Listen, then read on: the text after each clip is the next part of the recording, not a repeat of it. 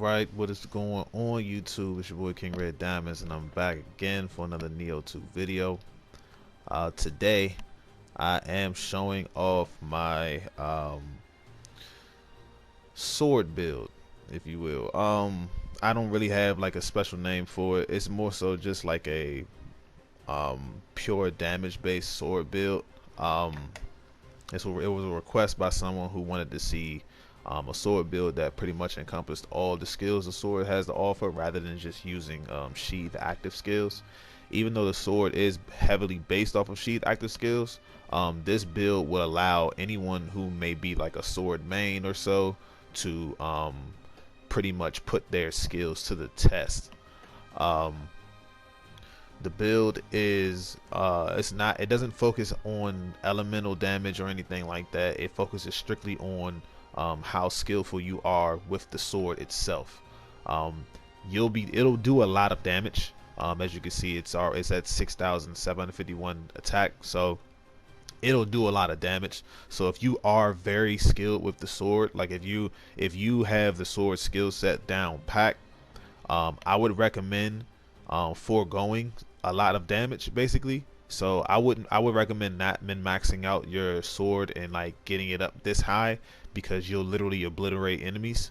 I would say if you are very skilled with the sword and you enjoy the gameplay of it, lower your damage basically. So you don't have to, like, my sword is remodeled to scale with hardened skills, so you don't have to remodel it. You can keep it at its base stats. Don't put an attack bonus on it. Basically just try to build it out to where it just does like key damage, and try to stay away from damage in general. I would also forego putting any type of melee damage on your gear, just so that enemies don't die very quickly. But if you're not like particularly like advanced with the sword, and you're maybe like adept or so, like you're good but you're not like top tier with the sword, then yeah, I would say put the damage on there, max it out and everything, because like I said, if you're very skilled, you will literally obliterate enemies with this build. So for anyone who pretty much likes to use the sword and is looking for a fun build to use where you can either go heavy on the damage or you can go light on the damage, this is the build for you. Also, before I get into it, this build I feel works better if it is in A agility. I'm in B agility because, for one, I am not top tier with the sword. I am okay. Like I said, I'm in the adept range. I'm not advanced range at all, but I'm in the adept range of using the sword. So I put myself in B agility. That way, when I do take damage, which I will, I won't take that much damage. Now, for the people who are advanced with the sword, your best bet is to go with A agility, because that way you'll be much more faster, and you'll also use up less ki when attacking. So for those of you who want to find a build that'll pretty much showcase your sword skills and also be fun to use, as well as like get a good amount of damage out of it, this is the build for you. Just make sure that you instead get pieces of gear that are light to mid, light to medium armor. That way you can put yourself into A agility. But now we're going to get into the build and everything. But before then, I ask you guys like, comment, and subscribe. I want to give a special shout out to everybody who came to my stream. This build was put together on stream in front of everybody, so I appreciate everybody who came through and showed support and stuff like that. Thank you guys so much. This build is pretty much the efforts of our labor together. Because yes, we did do this together. I didn't do this by myself. Everybody on stream that was there did it with me, so thank you everybody who showed up. If you missed it, it's on my page, it's on my channel, so go check it out. I appreciate it. But yeah, let's get into this build. So again, this is my sword build. It is mainly based off of all the skills the sword has to offer. It is not mainly focused on sheath active skills at all. I know you see active skill key damage, but that was just a star effect that came on the sword that I'm using, so that's what I'm using. The Mystic Dyad sword is really good. That's what I was going for. I didn't really care what other stats was on it as long as it had Mystic Dyad sword, so I could use both Mystic Arts. But I am using Tokage Maru. So because it is a corruption based sword, and in my opinion corruption is better than purity because corruption has the extra bonus of stealing the key away from your enemy, meaning that the more you attack, the more key you'll gain back and the less key your enemy will have. With this build, I am taking advantage of the 6-piece Ninigi's Grace and the 7-piece Takemi Nakata's Grace. Ninigi's Grace comes with damage taken minus 5%, the key recovery plus 15%, active skill key damage plus 15%, and melee key damage plus 30%. I don't need finishing flare because my grapples already do a massive amount of damage. Finishing flare would pretty much be overkill at that point, so I'm not using finishing flare. If you're wondering what my clan is, it is the Maida clan. That's why my grapples do so much damage. Maida clan applies a defense debuff on grapple. So whenever you do a grapple, you'll do a lot of damage. If you hit another grapple, you'll probably do even more increased damage. It's a ridiculous amount of damage on grapples. So Maida clan is the clan I'm running. And then Takemi Nakata comes with another damage minus 5%, which is around damage minus 10%. An extra 15% key recovery speed, so around 30% extra key recovery speed. Melee attack key consumption minus 8%. Melee damage plus 12%. And active skill damage plus 12%. Now, if you do not know, melee damage is an all-around encompassing stat. So melee damage actually affects active skill damage as well. Melee damage is stated to be damage that increases damage dealt by a melee weapon. Since the sword is itself a melee weapon, that means that this damage includes active skill damage as well as regular attacks and stuff like that. So your regular quick and strong attacks are also included in melee damage as well as active skill damage. So this active skill damage is pretty much multiplied, or not multiplied, but added on to the melee damage. So it's technically going to be around 32% active skill damage instead of just only 12%, because that melee damage counts towards active skill damage as well. But yeah, as you can see, these two sets together are pure damage, literally for doing damage. It doesn't take advantage of a purity, corruption, water, fire, none of that. It's strictly just skill based and damage based. So I have Takemi Nakata and Ninigi's. Takemi Nakata 7-piece, Ninigi's 6-piece. Both my ranged weapons are both the Ninigi and Takemi Nakata. I tried to equal out as much as I could. As you can see, I have damage bonus agility on both my weapons. Again, damage bonus agility is the go-to. Damage bonus familiarity does not apply to melee weapons, but damage bonus agility does. Another reason why I also said that you would want to be in A agility is because if you are in A agility, you will get an extra bonus onto your damage bonus agility. So if you're in A agility and then you get damage bonus agility, you will literally put out more damage than I would since I'm in B agility. And also another fun fact for people who don't know, on light gear, whenever you roll melee damage, as you can see I have on this piece of gear right here, whenever you roll melee damage on light gear, the damage number, the percentage number is higher on light gear than it would be on medium gear. So for example, as you can see, this is a light helmet. The light helmet melee damage rolls for 4.9%. This is a heavy piece of gear. The melee damage rolls for 3.9%. So as you can see, if you run all light gear, your melee damage output will be higher than if you were to run heavy gear. Now the disadvantage of light gear is that the toughness goes down, meaning that you'll take more damage, but you'll do more damage. That's why I recommend anyone who is advanced with the sword to run light gear, because your damage output will be a lot higher if you were to run light gear rather than heavy gear. Okay, but getting back into the stuff, this Sudama skull hat is not going to be the finished product of this build. The only reason I'm running this hat right now is because it came with Takemi Nakata's Grace. When I do find a Takemi Nakata's Grace inheritance piece of gear, I will inherit that piece of gear onto this Trident Vajra helmet. I'm going to change it from the Grace of Susanoo to Takemi Nakata, so that I can so that I could take advantage of that anima charge on melee attack.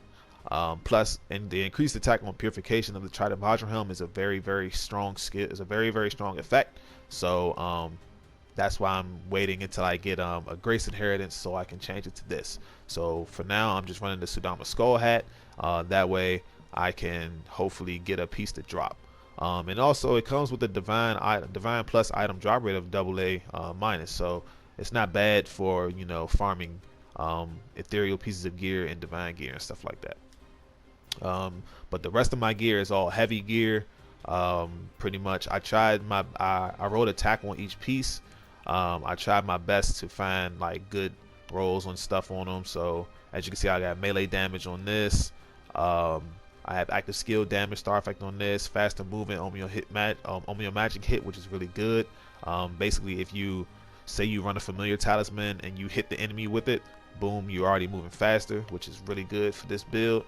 Another active skill key damage on this right here, dodge key consumption, and dodge key consumption on here, and another melee damage, and also active skill key damage. So I'm just pretty much stacking up the key damage, the melee damage, all the damage I can, because that's what this build takes advantage of. If you can, I would say try to find pieces of gear that you can that have transferable effects on them that have key. With this build, you want as much key as possible, because you're going to be using a lot. You're going to be attacking a lot. You're going to be attacking fast, and you're going to be attacking from all directions. So you're going to be moving around a lot. So you want to have as much key as possible. You want to try to find dash key consumption. You want as much melee key consumption as possible. You want to have like you want your melee attack key consumption as much as that as possible as well. So if you're farming and you want to make this build, just try your best to keep on farming to find those lucky drops where you might find star effect melee attack key consumption on pieces of gear. That'll help this build a lot. But as it stands, I just have it as is. I think it's pretty good for now. I could have better rolls, of course, but like I said, for now it's pretty good. Until I get better rolls, then I'm leaving it as is. Running 2 Magatama, 1 Yasakani and 1 regular Magatama. This Magatama came with great star effects on it. That's why I'm running it. Melee damage versus 0 key enemy, which is very good, because I'm trying to drain key as much as possible. And then once I do, I'm going to be doing a lot of damage. Melee star effect damage on there, and then Sloth and Omeo hit, which is very good. Then, you know, the Yasakani, of course, for the set bonus requirements -1. Plus it comes with star effect auto life recovery. Faster key recovery, sorry, on Rid Absorption, which is really good. I want as much key recovery as possible. I want as much key as possible. I also roll key on here. So like I said, you want to try and find pieces of gear that have melee attack key consumption, dodge key consumption, all that stuff. You want to have as much key consumption, much key recovery and stuff as possible, just so that you can maintain your combos and maintain your attacking, just so you can pressure your enemy. But yeah, you just roll what you feel is necessary on your pieces of gear. That's how I feel. Basically, I roll what I think is necessary for me to use and what I think I'm going to need. As for the scroll, I'm running this scroll right here. I'm not taking advantage of ultimate stamina. The reason why is because there's no point at the moment. Because I'm not over 350 toughness. Now, if I was over 350 toughness, that would put me in AA toughness. But since I'm not, then I don't have a reason to put my stamina as high as I need it to be in that. Once I get my Trident Vajra and I pretty much remodel my gear, that will put me into 351 toughness, and at that point I can switch my stats around to put on ultimate stamina. But for the moment, I'm just taking advantage of the ultimate courage and the ultimate heart. As for our items, Steel Talisman, of course, for defense, Rejuvenation for life regen, Barrier for key recovery speed, of course. Again, like I said, I want as much key recovery speed as possible. Also, it helps me purify yokai realms. When I do get my Trident Vajra, that activates its increased attack on purification, so it synergizes very well. Extraction is for my life recovery on Rid Absorption. Pretty much I have it rolled on both pieces of my accessories and also my chest piece, so I'm going to be getting back life at a decent amount the more Amrita I absorb.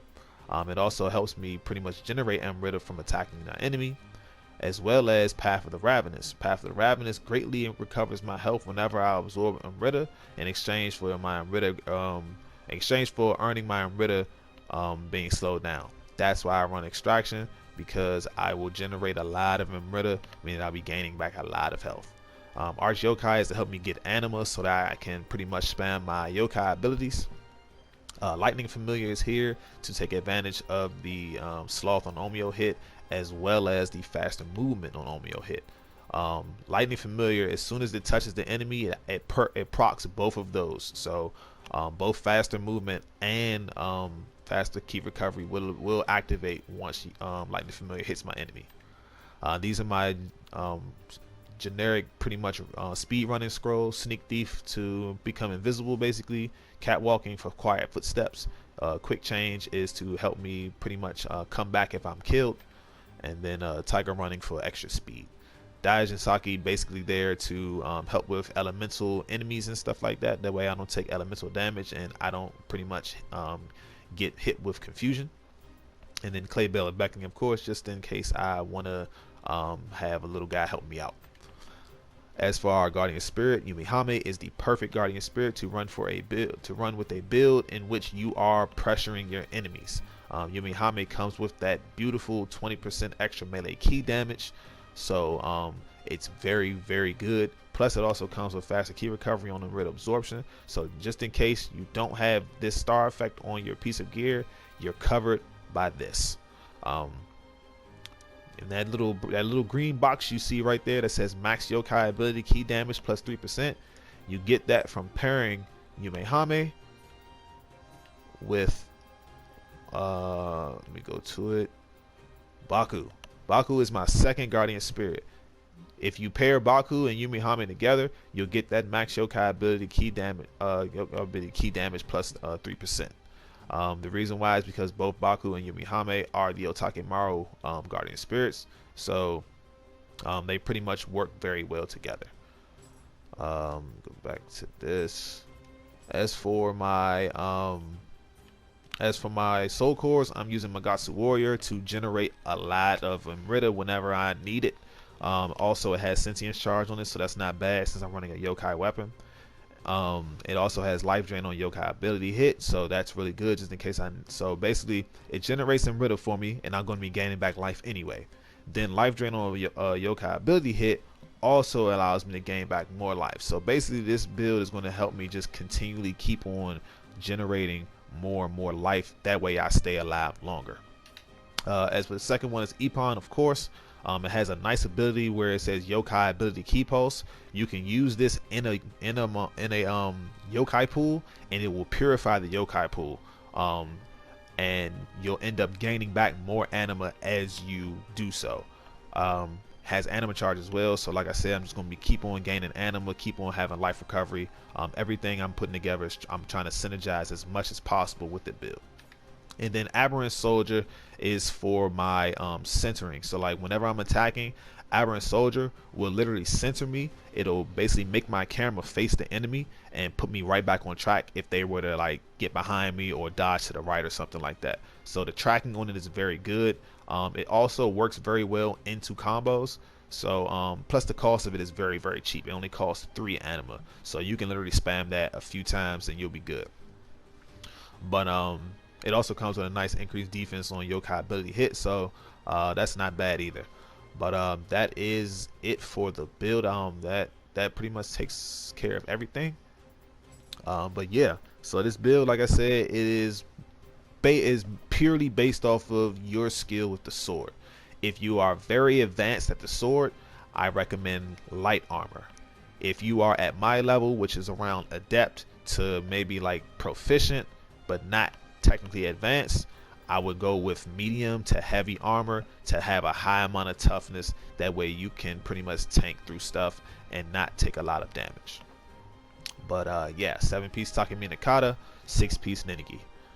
On to our skills. The skills I'm running, of course, is Izuna Drop. Again, is the best skill, best grapple skill for humans in my opinion. It does a massive amount of damage to humans. You won't do this to yokai because yokai only get grappled by the like the little knife Sohaya Maru. So Don't worry about that. But Izuna drop, in my opinion, is the best grapple for humans, for sure. The Mystic Dyad I have on my sword is allowing me to use both Mystic Arts on the sword, so it does not matter which one I have set because they'll both be active anyway. In high stance, I don't have a lot set in high stance because I will only be in high stance for a little bit. I might switch to high stance just for like a quick attack, but I will try my best to stay out of high stance because high stance consumes a lot more ki than mid and low stance does.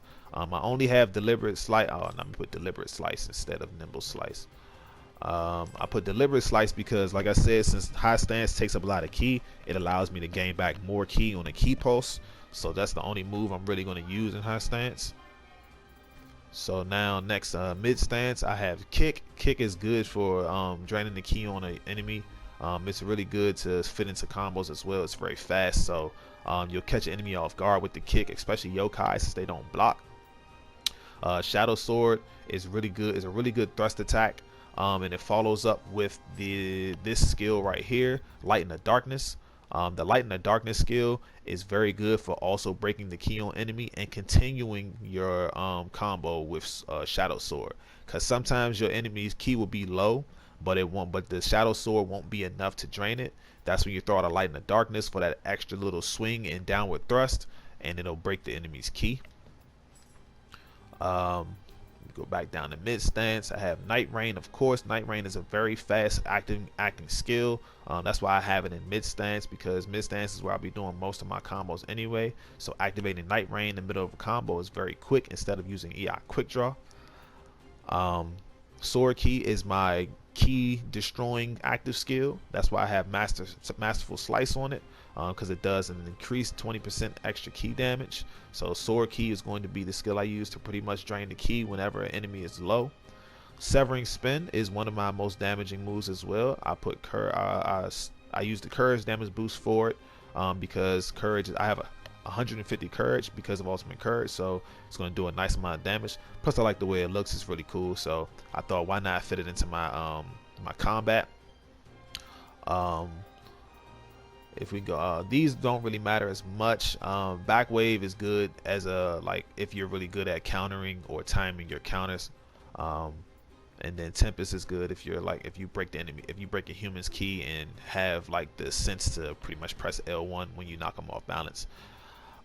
Swallow's Wing, that's pretty much just to create some distance when I'm in low stance if I need to back up.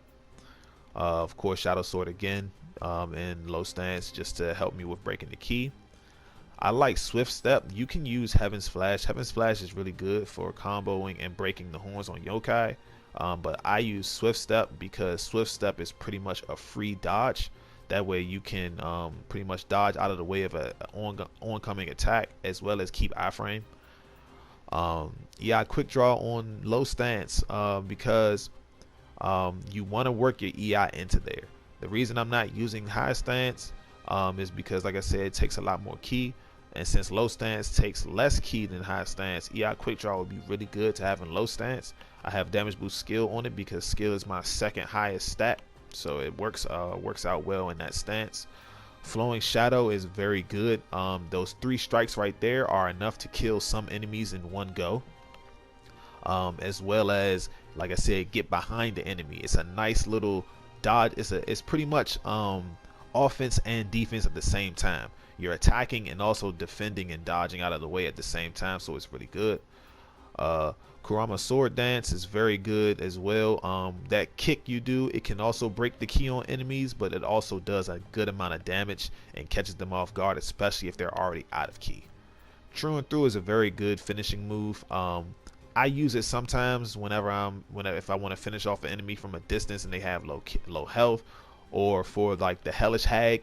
One counter to Hellish Hag's like a little dash attack where it pretty much like charges itself up and jumps at you and pretty much like attacks you.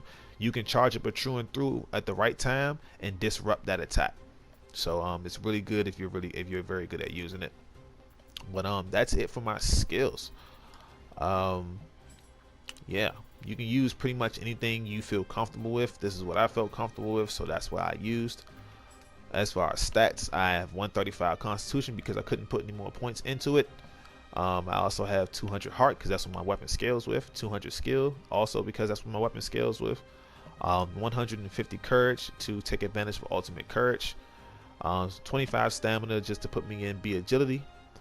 22 Strength because it helped me get in B Agility even more, but also it gave me a little bit extra key pulse key recovery. So that actually a little bit helps a little bit. If you don't know, skill is actually a very good stat. It helps with your key pulsing, so it gives you back a lot of key when you key pulse, which is very good, especially with the sword, because you're going to be key pulsing a lot. So you want to try to scale it with both heart and skill. Dex and magic are at the capacity cap just to have the max capacity on dexterity and magic. If we go over to our special effects, as you can see, my active skill damage is at 36.5 and my melee damage is at 35.7. Since melee damage pretty much encompasses active skill damage as well, if you pretty much add those together, I have over 70% damage from this build in general. My melee attack key consumption is at 17.4. I would like to get it higher. If I can, I will, but as it stands, that's pretty good because my key recovery speed is pretty fast anyway because of the Unriddle absorption, and also because I have 30% plus key recovery speed from the set bonuses by itself. If I go down, as you can see, my melee key damage is at 57.8%, and then my active skill key damage is at 47.9%. So basically, if we're doing the addition thing again, because melee key damage encompasses all damage, all melee key damage, like pretty much active skill damage as well. That's pretty much over 100% key damage to the enemy. So I'm going to be doing a lot of key damage to the enemy as long as I'm attacking them. If we keep on going down, you see my melee damage is 0 key enemy. Dodge key consumption is up to 15.6%, which is not bad, but I can get it higher, of course. Where are we at with this? Key recovery speed right here, as you can see, 40.5%. So pretty much my key recovery speed is really fast, especially if I'm in combat. I'll be able to gain key back really quickly, so I can worry about attacking instead of trying to back up away and regain my key. But yeah, that's pretty much everything. All in all, this build is really good in my opinion. It's really fun to use. I like the sword, so I did have fun putting this build together. It took a long time to put it together, and I'm still not even finished completely, but as it stands, this is how it will look. So I'll take it into some fights and stuff and show you how it does. But again, before then, I asked you guys like, comment, and subscribe. I made it past 400 subs. That was my goal for the month, and I appreciate everybody who subbed and everybody who is already subbed here. Thank you so much. Everything you guys do, all the feedback and all the interactions you guys have with me are, you know, just the best. Like I said on the stream, Nioh has the coolest community. Like, everybody's so dope. So I appreciate everybody who's supporting the channel. I appreciate everybody who's watching the videos. I will have more live streams, so hopefully you guys can make it to the live streams when I do have them. I have another one coming up soon. I'll schedule that again. I did say on my live stream last time, so I'll say it again. I usually stream straight from my PlayStation, so I don't go through like OBS or Streamlabs and stuff like that. I usually stream straight from the PlayStation because for me it's easier that way. When I do get better gear and stuff, that's when I'll start using the streaming stuff, like the streaming platforms and stuff. But in terms of how I'm doing it now, I feel like using it strictly from my PlayStation is much easier. So whenever I do schedule a live stream, it will be up on my page as scheduled for this time, and then when I do start it, it will pop up on my page under a different video basically. So it won't go live from the schedule that I put up. It will go live straight from my channel. So say I do stream at 4 o'clock, so say I put it up at 4 o'clock, I will start exactly at 4. It just won't be under that that scheduled video time. It'll be under another video. So just check back on the channel if you need to refresh on my channel, and then you can hop right in the stream, and then come chill with the folks, and pretty much just play the game and stuff. But yeah, shout out to the guy who asked me to do this build. I appreciate you giving me, some work to do. It was tough. I was on stream for like 4 hours or something like that, just grinding out, and still didn't even get everything I needed. It took me probably an extra couple hours to get the rest of the stuff together, but in the end, it was worth it. So we're gonna get in some fights now, and I'll see you guys then. All right, guys, welcome back. And you knew what was coming. This is the place I go to for all my builds. It's in every single one of my build videos, and it will continue to be in every single one of my build videos, because this is the best place to test out a build, in my opinion. That's just how I feel. But enough of me talking. I'm going to get right into it, and let's show you guys how this build works.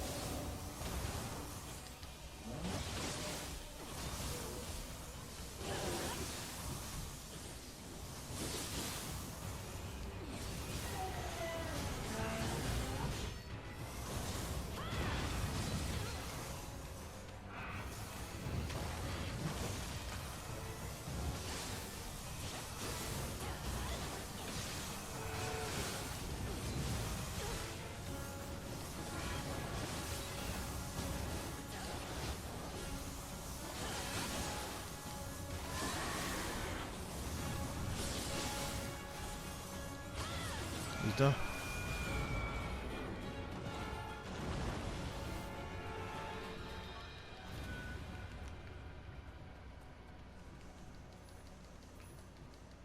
So yeah, this build does a really good job of draining the enemy's ki. And once the enemy's ki is drained, they already take increased damage when their ki is drained. So you'll pretty much be doing you'll pretty much just be like slowly chipping away at their life altogether. And once the ki is literally drained, like, you're gonna do so much damage. Like I said though, if you are advanced with the sword and you like the gameplay, I would say lower your equipment weight. That way, usually, not lower your equipment, lower your equipment weight, and also lower your damage. That way, they're not dying as fast. They're not dying super fast, because I know some people just like the combat and they'll forego damage just to have a fight last like 3-4 minutes or something like that, instead of just literally going in, obliterating the enemy, and that's it. But we'll move to the next fight. Alright guys, so I decided to hop into a scroll mission versus human enemies. Sword based play looks better against human enemies anyway, because human enemies do everything you do. They guard, they dodge, they have almost the same attack patterns, rather than a yokai who doesn't guard and you're just pretty much like beating them up. Human enemies take more technical, skill based play rather than just attacking and attacking. You have to be smarter. You have to use certain skills and stuff like that. So fighting human enemies is a very good test to see how good you are with the sword. So let's get into it.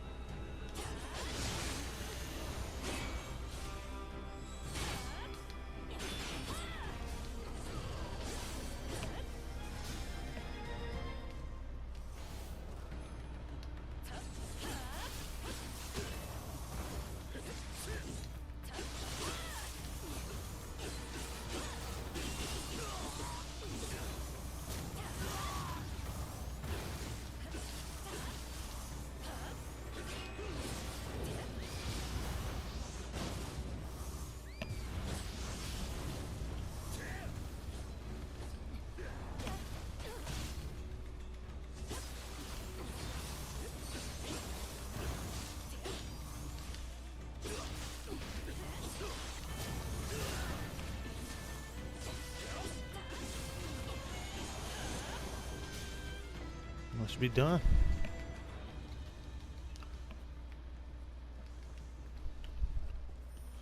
Yeah, I almost got jumped there, but still managed to win. This is also why I said I chose B, um, heavy gear to be in B agility. Because like I said, I'm not super advanced with the sword, but for someone who is, they'll be able to run through these guys no problem in A agility with lighter armor. Um, but still, I still managed to defeat him. But because that's just what this build does. It's pure damage. I'm not only element I'm using is the lightning familiar, and that's just to slow them down. I'm not getting any extra damage from them being affected by lightning. Lightning doesn't do extra damage. It only slows the enemy down. If it was water, then the enemy would have like a defense debuff. But since it's just lightning, they're only getting slower. That is it. It doesn't do any damage. I don't have lightning damage rolled on any of my gear, so I'm not getting any extra damage help from lightning. Everything else is purely based off of how powerful the build is and how strong my sword is. But we're moving to the next piece, the next fight. For this next one, I decided I was going to go up against Ren Hayabusa. If you don't know, Ren Hayabusa is one of the toughest human enemies in the game. His moveset is ridiculous. He's super fast. His guard is really strong. So you're going to have to put all of your skills to the test whenever you go up against Ren Hayabusa. Like I told you before, I'm not advanced at all with the sword, but we're going to see how well we do against him. He might kill me, so be prepared for that. But if I do win, that's just a testament to how strong the build is. Even if you aren't even if you're not even adept with the sword at all and you just completely suck, if I win, that'll prove to you that this build can help you win even if you're not good with it. But yeah, let's do it.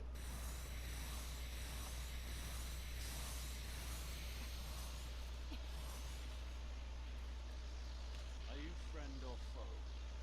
Let me put you to the test.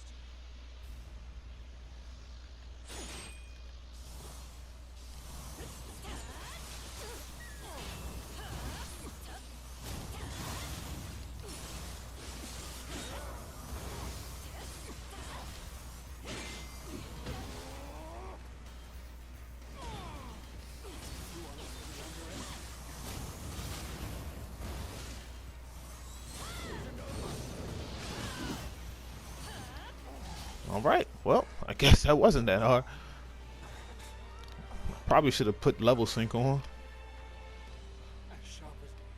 But that just lets you know how powerful the build is. Like, Ren Hayabusa is not at all an easy enemy to fight. He's really strong. But like I said, this build it's very powerful. So if you put the work in and try to max it out as much as you can, I'm pretty sure you'll have a great time destroying content with it. But I'll go to the next one and then we'll finish off there. Alright guys, so I did like a little quick run through Underworld to get to the boss. I don't know who it is, I just chose a random floor, so we'll figure out who it is when they show up.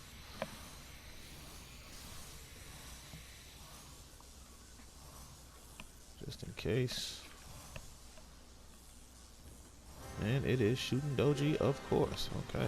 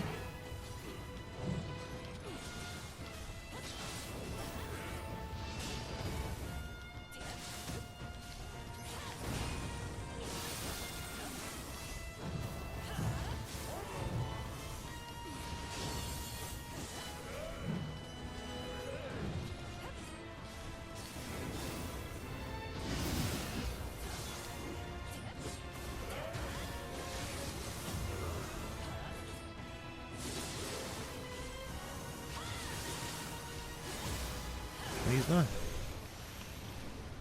Nice. Nice, nice, nice, nice. Let's see if I got some good stuff.